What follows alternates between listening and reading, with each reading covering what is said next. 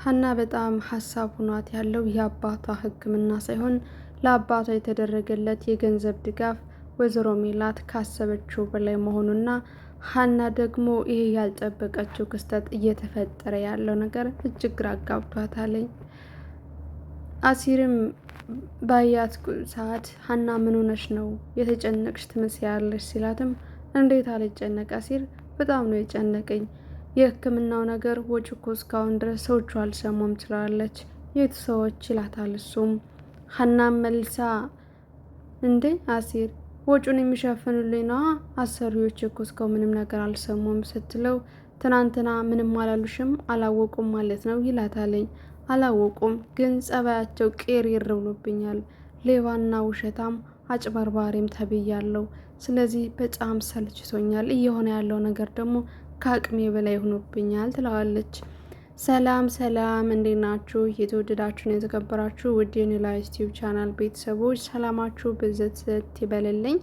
እንኳን ደህና መጣችሁ። ለቻናል አዲስ ከሆናችሁ ሰብስክራይብ፣ ላይክ እያደረጋችሁ ሀሳብ አስተያየታችሁን በኮሜንት አስቀምጡልኝ። የኖላዊ ድራማ እንግዲህ በጣም እያጓጓ ቢሆንም አሁን ላይ ግን ደግሞ ግራም እያጋባ ያለ ሆኗለኝ። ሀና ከአቅሟ በላይ ከችግር ላይ ችግር እየተደራረበባት ያለ ነው።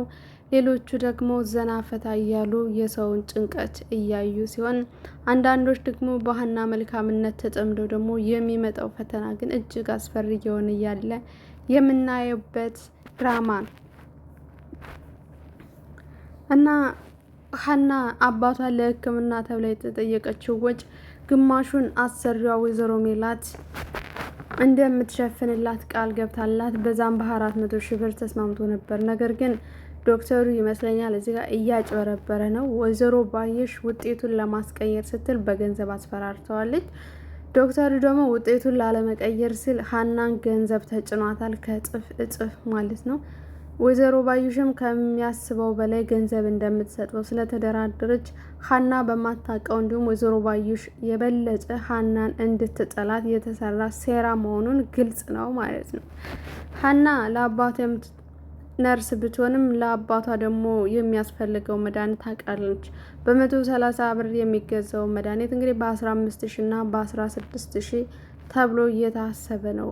እሱም በ15 ቀን 2 ጊዜ የሚወስደውን የ6 ሰዓታት ልዩነት ተብሎ ለ15 ቀናት እንግዲህ 15,000 እየተባለ በስም ዝርዝሩ ላይ ወጥቷል። መድኃኒቱ የወጣውም በእሷ ስም እንደሆነና በእሷ ፊርማ እንደሆነም ያሳያል። ይህን በሰማች ሰዓት ወይዘሮ ባዩሽ እሳት ቅንጣቱና የበለጠ ንዴቷና ብስጭቷ እንዲጨምርም አድርጎታል። በዚህም የተነሳ ሀናን አይንሽ ላፈር እያለቻትና ስትወጣ ስትገባ እየገለመጫቻት እንዲሁም ደግሞ እርግብ የተባለችዋ ደግሞ አስመሳያ ደግሞ እንዲሁም በዚህ በተፈጠረው ነገር ደስ እያላትም እንደገና ሀና ላይ ለማላገጥ ትሞክራለች። ቢሆንም ደግሞ ሀና ስለማትበገር ጠንካራና አስተዋይ ሴት ስለሆነች የተፈጠረው ነገር ግራ ቢገባትም ነገር ግን ምላሾቿ ከኪሷ የሚወጡ ይመስላሉ። ታዲያ በዚህም ዘና ፈታ የምትለው ሰይጣኗ እርግብም ሀናን ለማናደድ ብትሞክርም ግን ይሄ ነገር አልተሳካላትም። ወይዘሮ አስቴር ቤተሰቡ ሰላም አጣ፣ ምን ተፈጠረ፣ ምን እየተካሄደ ነው እያለች ግራ ገብቷታል። እናትየው ወይዘሮ ሜላት ይህን ሕክምና ስትሰማ ሀናን የበለጠ ሰድባትና አንቋሻት ጥላት ትሄዳለች። በእጅ አዙር ልትጠቀሚ ነው አደለ እያለች ትሰድባታለች። ሀናም ላስረዳሽ ብትላትም ምንም ነገር ልትሰማት እንደማትችል አስጠንቅቃት ትሄዳለች።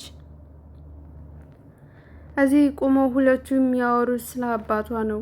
ወይዘሮ ሀናና አሲር ደግሞ በተፈጠረው ነገር የማይጥልሽ አምላክ ያውቃል፣ አይዞሽ ጌታ እኮ ድሆችን በፍጹም አይረሳም፣ የሆነ ሁሉ ለበጎ ነው እና አይዞሽ ይላታለኝ።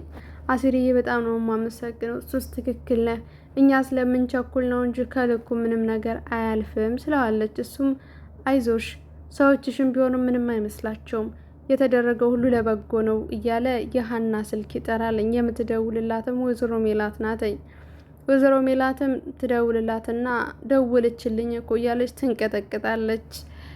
አሲርም ለምን ትደነግጫለሽ እያለ ይጠይቃታል። ሴትዮ እኮ ነች የደወለችው ትለዋለች። አይዞሽ ለአባትሽ ስትይ ጠንካራ ሁኝ። እሺ ሀንቾ አንቺ ጠንካራ እና አስተዋይ ልጅ ነሽ። ቢሆንም ግን አባትሽ ለአንቺ ብዙ ነገር እንደሆነልሽ ሁሉ አንቺ ደግሞ ለአባትሽ የምትደርሽለት ሰዓት ነው እና ጠንከር በይ ብሎ ያጽናናታለኝ። ከዛም እሷም አመሰግናለሁ ብላ ትሄዳለች። ዶክተሩም ከሄደች በኋላ ምን ነው ሀንቾ እየጠበቅንሽ እኮ ነው፣ አንቺን እኮ እየጠበቅን ነው ብሎ በብስጭት ያናግራታል። እሷም ይቅርታ ዶክተር ትለዋለች። በቃ የተፈጠረውን ነገርን ስትለው ወይዘሮ ባዩሽም ያለውን ነገር ያስረዳታል። እንዴት ይሄ ለምን ይሆናል ስትል እንግዲህ በስልክ ያልነገርኩሽ ለዚህ ነበር ይላታለኝ። እሷም እየተናደደች እና እየተበሳጨች ጸጉሯን እየነቃቀለች ወደ ቤት ሄዳለች። ልጅ ሰላም ባየች ሰዓት እናቷን እማዬ ምን ሆነች ነው? የተፈጠረ ነገር አለ እንዴት ትላታለች። ምን ያልሆንኩት ነገር አለ ልጄ ትላትና እንዴ ምንድን ነው ንገረኝ ትላታለች። እሷም በዚች ሀናኗ ስሟን ቄስ ይጥረውና ድግሞ ስሟን ድጋሚ ልጥራው እንዴ ትላታለች። እማዬ እስኪ ተረጋጊ ብትላትም ምንም አልረጋጋም። ከዳሌዳን የጨመረችብኝ ይቻ አጭበርባሪ በእጅ አዙር ልትጠቀም ቤት ትፈልጋለች፣ በልጆች ላይ ነው የመጣችብኝ እያለች የበለጠ ንዴቷን ከሰላም ጋር ትጮኻለች። ሰላምም ቀስ ብለሽ እኮ ማውራት ትችያለሽ፣ ምንድነው የተፈጠረውን አንድ በአንድ ነገር ብላ ስታፋጭታት ወይዘሮ ሜላትም እንደማትነግራትና ከክፍላሷ ውጭልኝ ብላ ተማራ እንዳስወጣቻት ወይዘሮ ሰላምም እሺ በቃ ብላ ጥላት ትሄዳለች። ምራሴን እና ወይዘሮ አስቴርም በተፈጠረው ነገር ከሰሙ በኋላ ግራ በመጋባት ይሄ ነገር እንዴት ሊሆን ይችላል እያለች ሰላምም ሄዳ የሀናን አባት ጁስ ይዛ ጋብዛ ታየዋለች ማለት ነው። አቶ ኖላዊም ስላየችው በጣም ደስ ብሎት መርቆ ሸኝቷታለኝ። በስተመጨረሻም ወይዘሮ አስቴር ከልጅ ሜላት ጋር አብራ ለመተኛት ወደ ክላሷ ትሄዳለች። የተፈጠረው ነገር እያስተዋልሽ እባክሽ ይችን ልጅ ክፉ ነገር አትነጋገሪያት፣ ሀና በጣም መልካም ልጅ ናትኝ፣ አስተውልሽ እስኪ እያት እያለች ትላታለች። ሜላትም እስኪ ሁላችሁም አይናችሁን ግለጡ፣ ይች ልጅ ምን አድርጋ ነው ቆየ የሸፈነቻችሁ? አጭበርባሪና ሌባ መሆኗ ምንም አልታያችሁም አደለ? ትላታለች ለእናቷ። ብቻ ምን አለፋሽ እማዬ ይሄ ውጤት ይምጣልኝ እንጂ ነገ እዚህ ቤትና መንቅር የማስወጣት የተወለደችበትን ቀን ነው እንድትጠላ ማደርጋት ብላ ትዝትባታለች። በዚህም ወይዘሮ ሜላት በፍጹም ይህን ካደረግሽ እኔና አንቺ የመጨረሻችን ነው፣ ሀና እዚህ ቤት ወጣች ማለት እኔም ደግሞ ድጋሜ ቤትሽ አልመጣም ትላትና ታስጠነቅቃታለች። እማዬ ምን ለማለት ፈልገሽ ነው? ቆይ ምን አስነክታችሁ ነው? እስኪ ተረጋጊ ትላታለች። መረጋገት ያለብሽ አንቺ ነሽ። አሞሽም ከሆነ ሐኪም ቤት ልውሰድሽ፣ ቀውሰሽ ወይም አብደሽ ከሆነም ደግሞ ጸበል ወስድሻለሁ፣ ገብቶሻለኝ ብላ አብራ ደስተኛ የነበረችዋ ትንስታ ትሄዳለች። ወዴት ነው የምትሄጂው ስትላት እርግብ ናት ሜንጦ ከምትያት ልጅሽ ጋር አቅፈሻት ተኛሽ፣ እኔ ግን ከልጄ ሰላም ጋር አብሬያት ተኛለሁ ብላ ጣጥላት ትሄዳለች።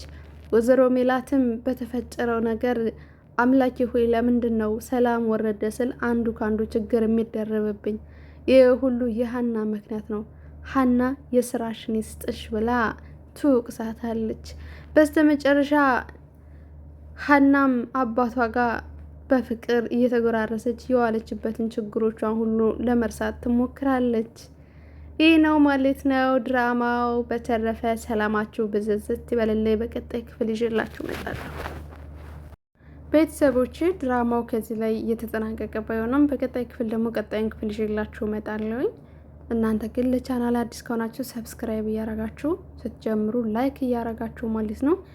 ዩቲዩብ ስቱዲዮ ላይ ሲያስቀምጥልኝ ግማሽ ፐርሰንቱ ከፐርሰንት በላይ ነው። ከግማሽ ፐርሰንት በላይ ሰብስክራይብ ያደረገና ትንሽዬ ፐርሰንት ናችሁ ሰብስክራይብ ያደረጋችሁ።